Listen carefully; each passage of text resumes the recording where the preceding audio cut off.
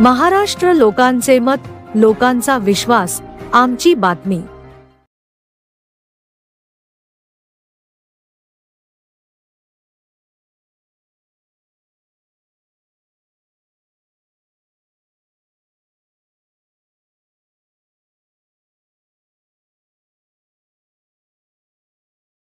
कमलनयन Bajaj hospital त्याबद्दल आभारी आहे।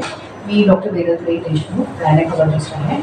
आणि ही माझी म्हणजे बेसिकली तुम्हाला इथं बोलवण्याचं कारण आहे की जगभरात पोस्ट लिव्हर ट्रान्सप्लांट सक्सेसफुल प्रेग्नन्सीच्या रिपोर्टेड केसेस ज्या आहेत ते आत्तापर्यंत 1300 आहेत। तर ही जी आपल्याकडे आली, म्हणजे मला याच्यातून एकच एक मेसेज द्यावासा वाटतो। पहिला मेसेज हा की लिव्हर ट्रान्सप्लांट पूर्णपणे सक्सेसफुल होऊ शकतं आणि सक्सेसफुल झाल्यानंतर बेसिकली वेटिंग पिरियड असतो त्याचा, 1-2 वर्षानंतर प्रेग्नन्सी प्लॅन करता येते आणि त्याच्यानंतर सुद्धा व्यवस्थित मॉनिटर केलं आणि त्यानंतर सक्सेसफुल प्रेग्नन्सी पण राहू शकते।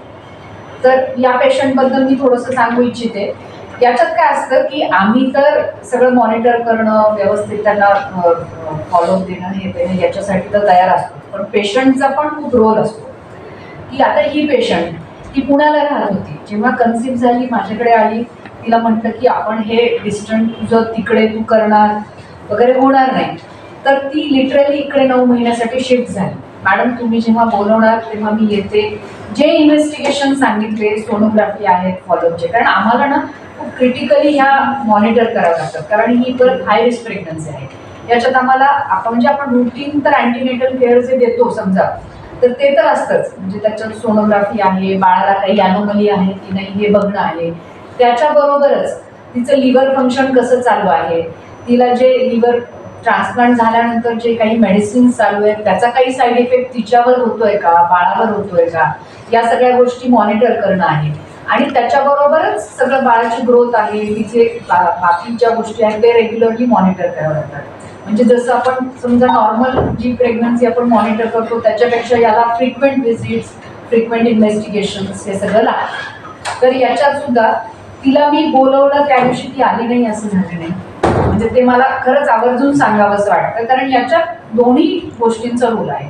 सगळे इन्व्हेस्टिगेशन्स करणं, फॉलोअप ठेवणं, आणि त्याच्यामुळेच आम्हाला हे सक्सेसफुली करता आलं।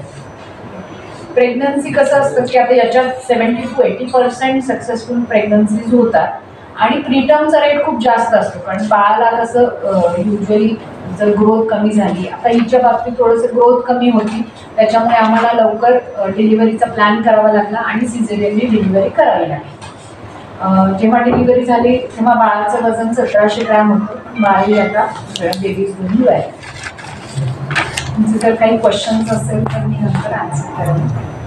आणि याच्यात खूप मोठाचा वाटा म्हणजे पिडियाट्रिशियनचा, निओनेटोलॉजिस्टचा आहे, ते तर आवर्जूनच आहे, कारण त्यांच्या सपोर्टशिवाय आणि बाकीच्या सपोर्टशिवाय आम्ही ह्या जोखमीच्या प्रसूती पार पाडू शकत नाही।